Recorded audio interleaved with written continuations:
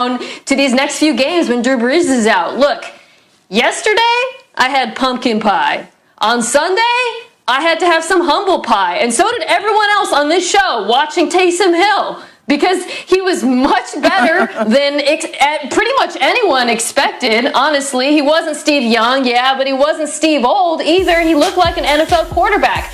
The difference this week is Denver is a much better defense than Atlanta, and they also have the benefit of knowing what's coming.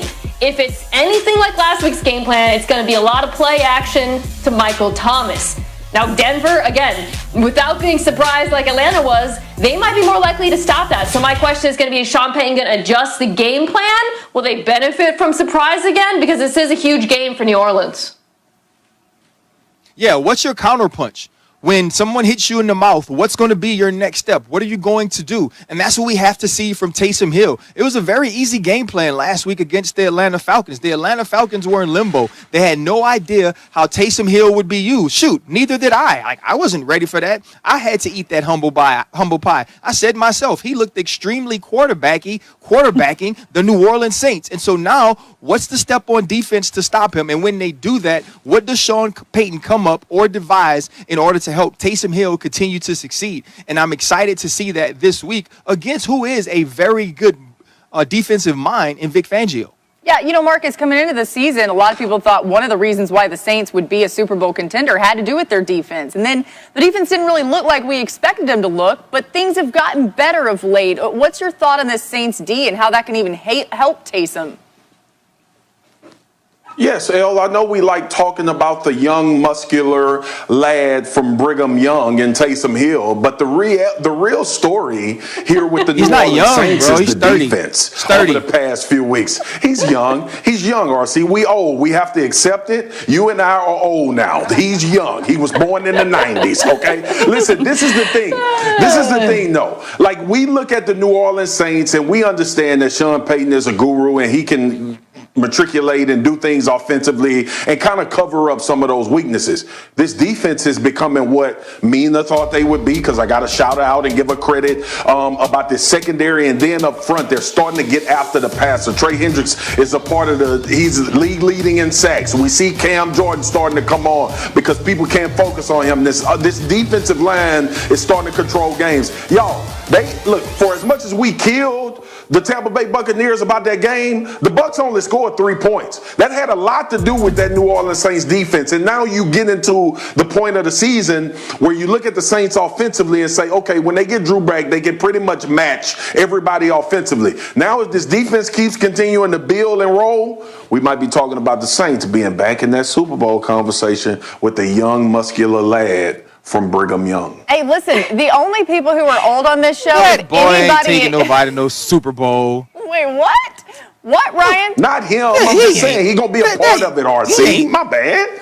Well, I mean, young, muscular lad. Stop being so damn mean. Well, it's because he has a microphone. All right, anyway, our game picks look like this. We're all in the Saints, so apparently we're all believing in that young, muscular lad from Brigham Young. And I just want to say this. The only old people on this show are Ryan and Marcus Spears. All right, Field Yates is here for our DraftKings play of the day. Let's start with Adam Thielen, Field. That's right, Laura, and I'm not sure if I'm old or young. It's You're all young. up for debate. You're really young. But I digress. Thank you. I appreciate that, Laura. Adam Thielen, not expected to play on Sunday. Remember, he was placed on the COVID-19 list on Monday, but never definitive word whether he tested positive. Well, if he is out, which is what Jeremy Fowler is now reporting, you can potentially get a top 5 daily fantasy option in Justin Jefferson at a slightly reduced price. Jefferson, as we know, has been just incredible for the Vikings all season, especially down the field. He's been one of the best vertical receivers. It took him 12 weeks to reach that mountaintop. Now, Larry Fitzgerald also tested positive for COVID-19 this week. That one we know is a positive diagnosis. He is officially out on Sunday against the Patriots. And not that Fitz is the wide receiver number 1 for the Cardinals, but an opportunity for somebody like Christian Kirk to be even busier on Sunday against the Patriots. Let's get to Julio Jones, who has a hamstring injury, and Julio is going to be a game-time decision on Sunday. If he's unable to go, Laura, Russell Gage, coming off of a 7-catch game, should once again be busy for the Falcons. He's still been capable this year with 42 catches already. The Falcons seem to always find good, young, productive wide receivers. All right, thanks so much, Field. And Patrick Mahomes and Tom Brady getting ready. Let's start with the quarterback situation with the Jets, Field. What do we know about Sam Darnold? Yeah, Laura, some good news, and the Jets could use it right now. Sam Darnold is expected to start on Sunday against the Dolphins, and it's been a long time since we've seen Sam on the field. And it's really the first time we've seen Sam Darnold on the field this Sunday with his top pass catchers available, Jamison Crowder and also Brashad Perriman. So perhaps a little bit of good news in an otherwise bad season for the Jets. And how about a guy who's incredibly tough? Lane Johnson for the Eagles. It said today he's out for the year, and he's got a good reason why. His ankle has basically collapsed, he has said. So obviously a guy who's been playing through a lot this year, and this is the kind of injury that at this point of the season you got to be looking towards 2021. And sorry, I got my dog here jumping into the shot right now. One more here, Laura, is Cody Ford for the Buffalo Bills, who actually got injured during practice this week. Not good news. He is out for the season, according to head coach Sean McDermott, much to the chagrin of Cisco, who was sitting here and nearly jumped on national television. Our apologies for that. Cisco. Wait. All right. Now you're talking about it. We got to see him. Get Cisco in the shot. Where you at, Cisco, man? come here, buddy. Come here, bud.